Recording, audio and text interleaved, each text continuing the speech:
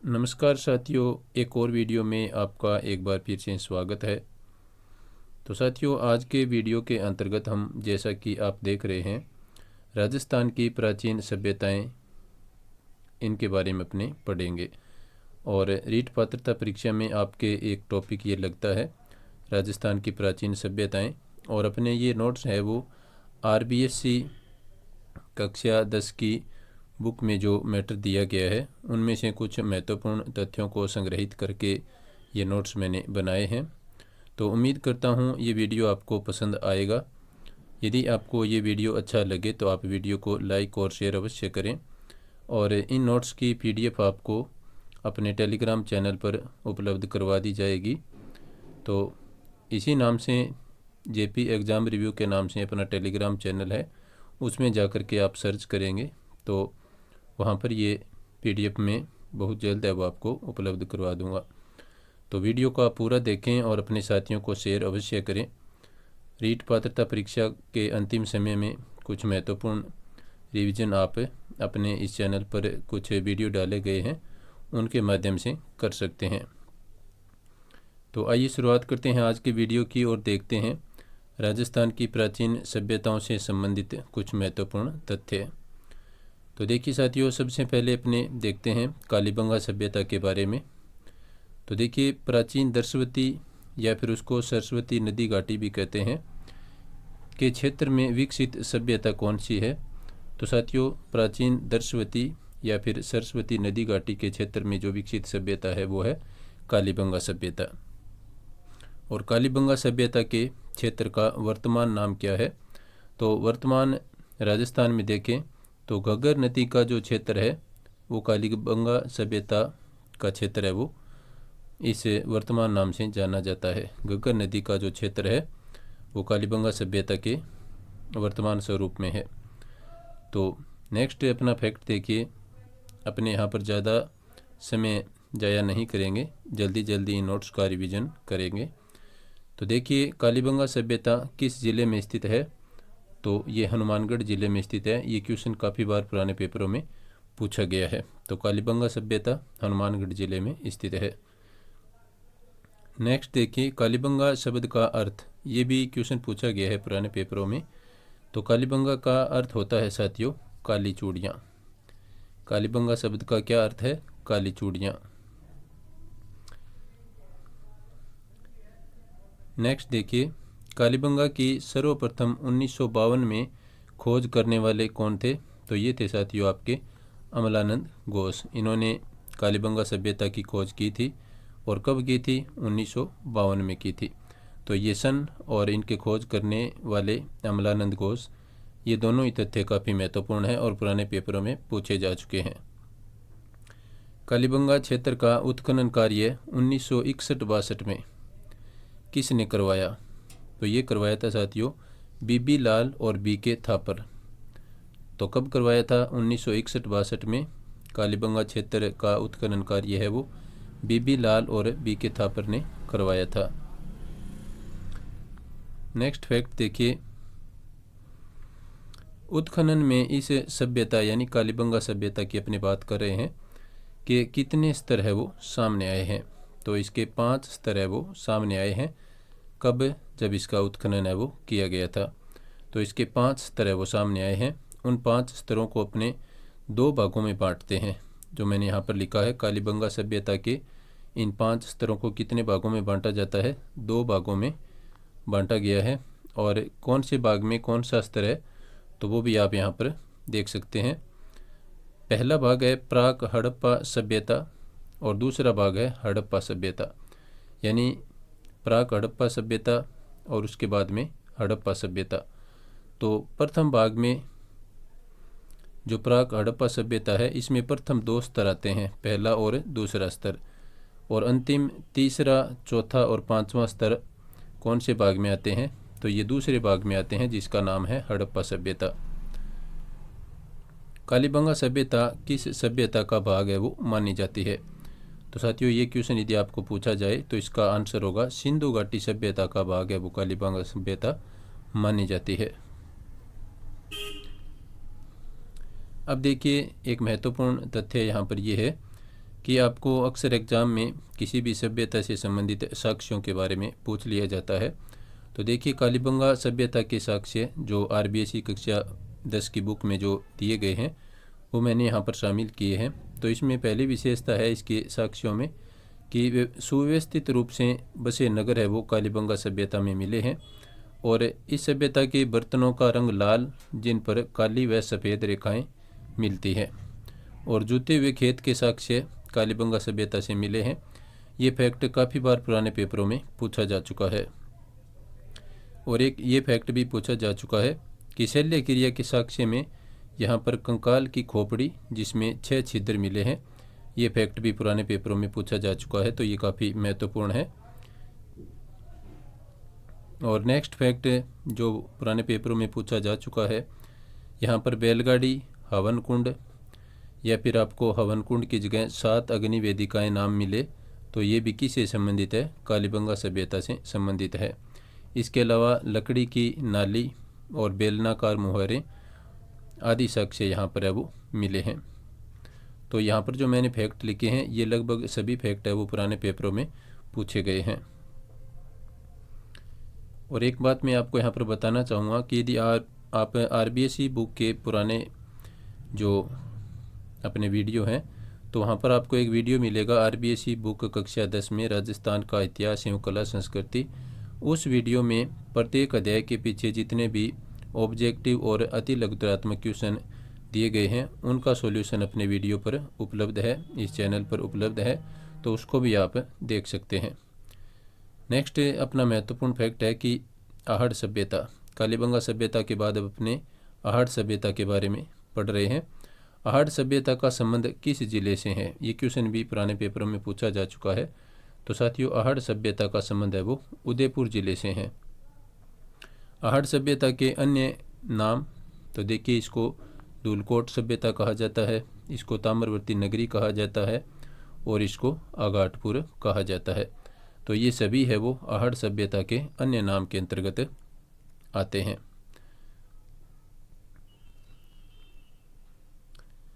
आहड़ सभ्यता के उत्खननकर्ता ये महत्वपूर्ण रहते हैं हमेशा ही। तो प्रत्येक सभ्यता के उत्खननकर्ता और उनका वर्ष आप अच्छी तरह से याद रखें।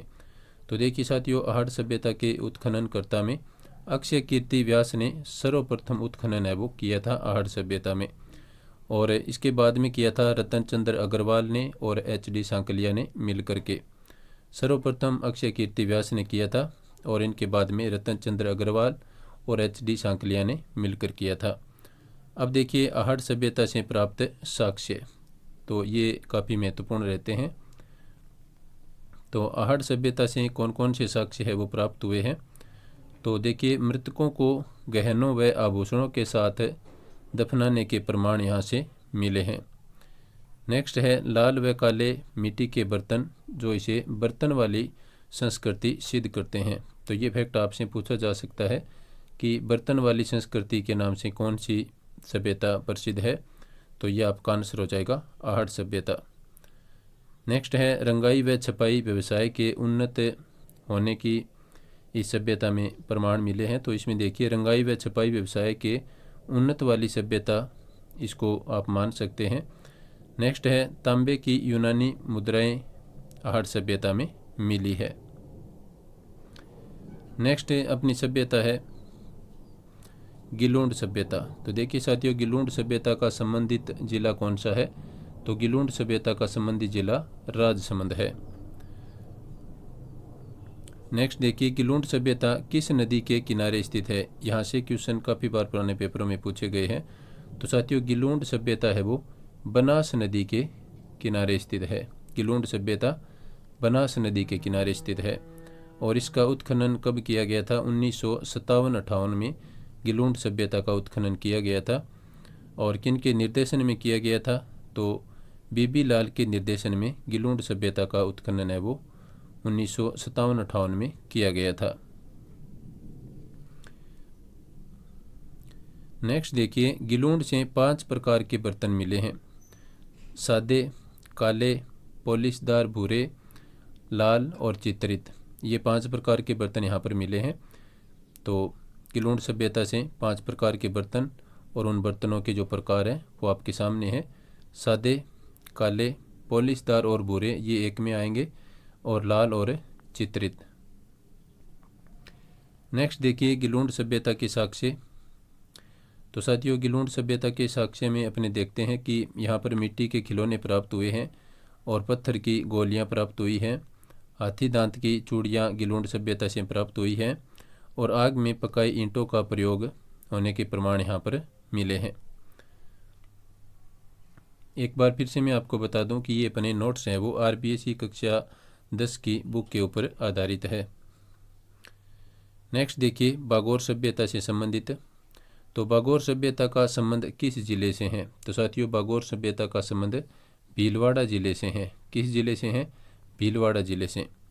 अब बागोर सभ्यता किस नदी के किनारे स्थित है? तो बागोर सभ्यता कोठारी नदी के किनारे स्थित है। ये क्वेश्चन पुराने पेपरों में पूछा गया है। अब बागोर सभ्यता के उत्खननकर्ता देखिए आप। तो इस बागोर सभ्यता के उत्खननकर्ता है VN मिसर, और कब इन्होंने उत्खनन किया था? 1970 में किया था।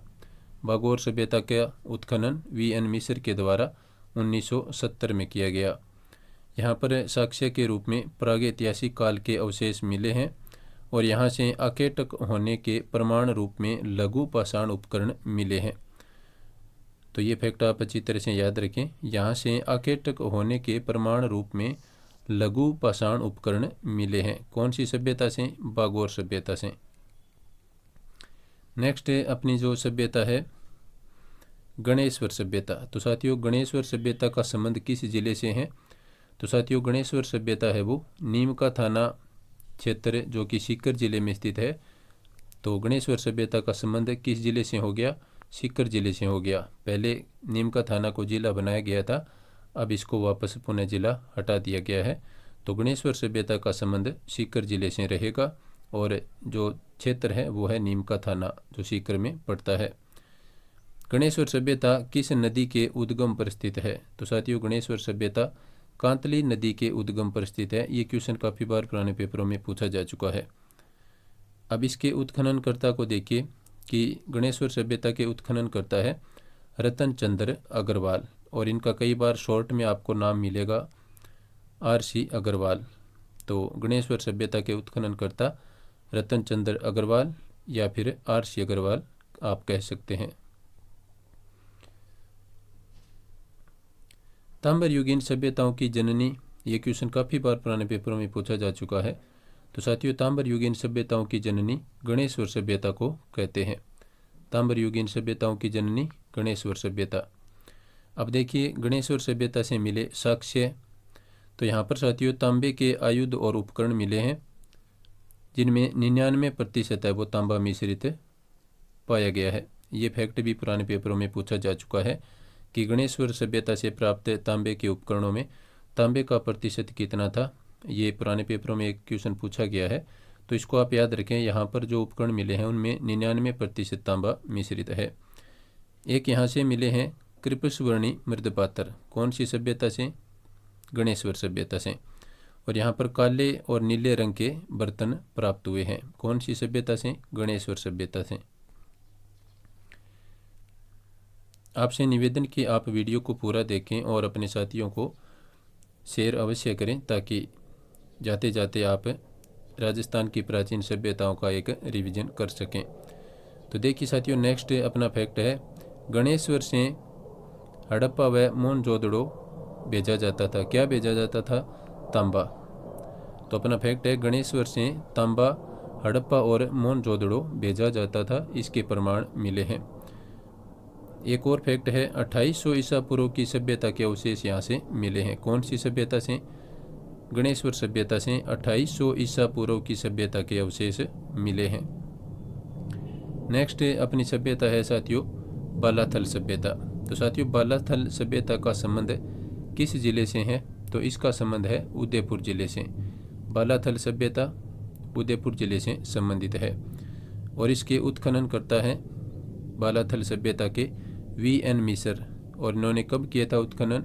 1993 ईस्वी में किया था। यहाँ से 11 कमरों के बड़े भवन के साक्ष्य मिले हैं। कौन सी सभ्यता से? बालाथल सभ्यता से 11 कमरों के बड़े भवन के साक्ष्य मिले हैं। नेक्स्ट देखिए विराट सभ्यता से संबंधित स्थल। तो साथियों विराट सभ्यता के बारे में अब अपने देख रहे हैं। तो विराट सभ्यता से संबंधित महत्वपूर्ण स्थल जो पुराने पेपरों में बहुत बार पूछे गए हैं, तो एक है आपकी बीजक की पहाड़ी, एक है भीम की डोंगरी और एक है महादेव की डोंगरी। इन सभी स्थलों में या फिर इन सभी स्थलों से विराट सभ्यता के अवशेष है वो मिले हैं और ये सभी स्थल आपके जयपुर ज़िले में स्थित है। विराट सभ्यता के जो ये तीनों स्थल है ये कौन से ज़िले से संबंधित है? जयपुर ज़िले से। तो इनके अनुसार विराट सभ्यता कौन से ज़िले से संबंधित हो गई? तो इसका आंसर भी होगा आपका जयपुर ज़िला। अब देखिए विराट सभ्यता के जो उत्खनन करता है ये काफ़ी बार पुराने पेपरों में क्वेश्चन पूछा जा चुका है। तो इनके उत्खननकर्ता में दयाराम साहनी, नीलरतन बनर्जी और कैलाशनाथ दीक्षित, इनके 3 के नाम है वो प्रमुख रूप से अपने लगभग हर जगह जब विराट सभ्यता पढ़ते हैं तो देखते हैं। तो विराट सभ्यता से संबंधित जो उत्खनन करता है वो दयाराम साहनी, नीलरतन बनर्जी और कैलाशनाथ दीक्षित है। नेक्स्ट एक और महत्वपूर्ण तथ्य जो पुराने पेपरों में पूछा जा चुका है। विराट से प्राप्त महत्वपूर्ण साक्ष्य में एक साक्ष्य है अशोक का बाबरू शिलालेख। ये महत्वपूर्ण तथ्य है। तो ये विराट सभ्यता से संबंधित प्राप्त साक्ष्यों में प्रमुख साक्ष्य है अशोक का बाबरू शिलालेख। यह शिलालेख अशोक के बौद्ध धर्म का अनुयायी होने का पुख्ता प्रमाण माना जाता है।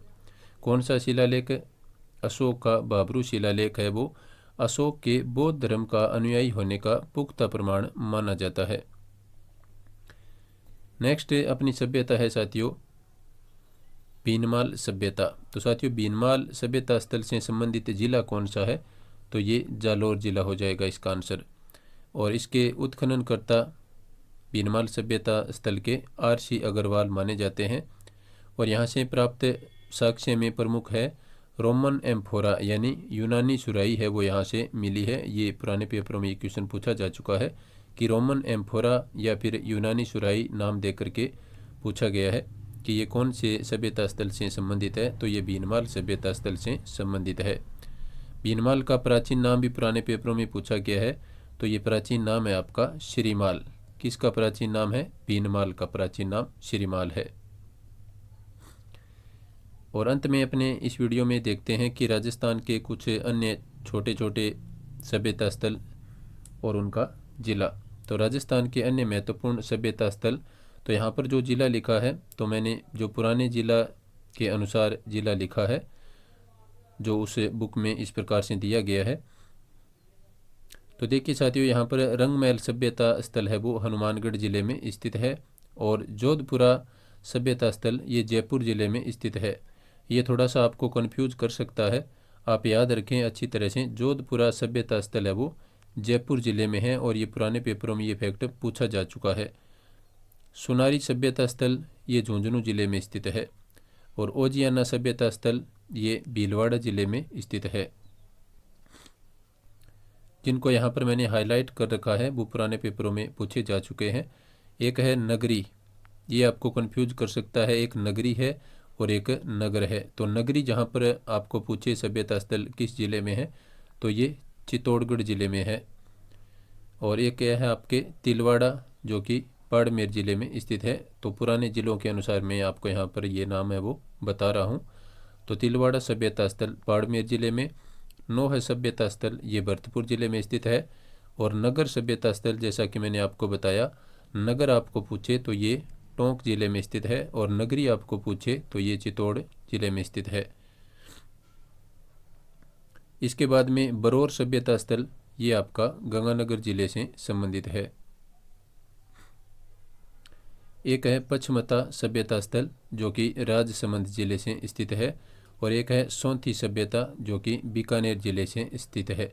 तो साथियों ये था अपना राजस्थान की प्राचीन सभ्यताओं से संबंधित एक रिवीजन वीडियो जो कि RBSE कक्षा 10 के जो मैटर है उस मैटर से ये नोट्स हैं वो तैयार किए गए हैं। तो उन पर आधारित ये अपना वीडियो था। उम्मीद है वीडियो आपको पसंद आया होगा। तो आप वीडियो को लाइक और शेयर अवश्य करें।